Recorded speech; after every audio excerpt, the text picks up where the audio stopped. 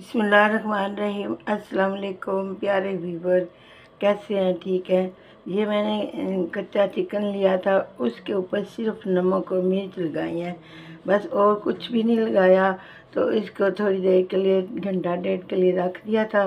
तो अब ये जो मेरी प्लेट है, इसमें मैंने ऑयल ग्रीस कर दिया चारों तरफ से। तो अब ये मैं इसके अंदर रखने लगी हूँ। बिस्मिल्लाहिर्रहमानिर्रहीम। अब ये आप देख सकते हैं, मैंने इसके अंदर ये चारों पीस रख दिए हैं। तो अब हमने क्या करना है, इसको देसी तरीके से फ्राई करना है, क्योंकि हर घर में एयर फ्राई मशीन नहीं होती। तो मैं देसी तरीके से इसको फ्राई करके तो आपको बताती हूँ। तो ये है मेरा कुकर, जिसमें मैंने थोड़ा सा पानी डाला है, और ये जो है इसके ऊपर कोली रखी है।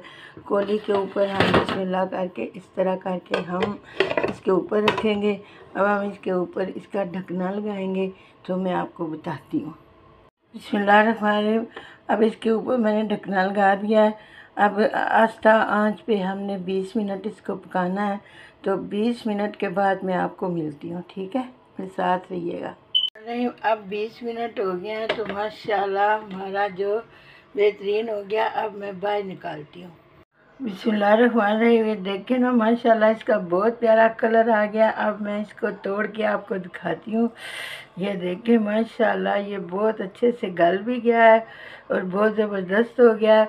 अब मैं आपको चाख के बताती हूँ कि ये बना कैसा है। बिस्मिल्लाह।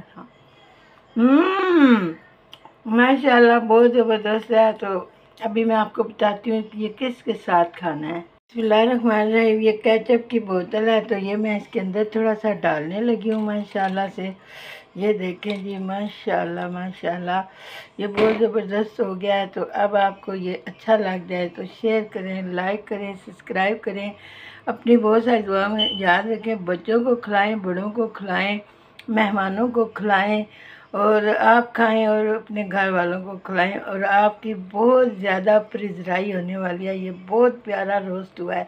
तो अब मैं इजाज़त चाहती हूँ। अल्लाह हाफिज़।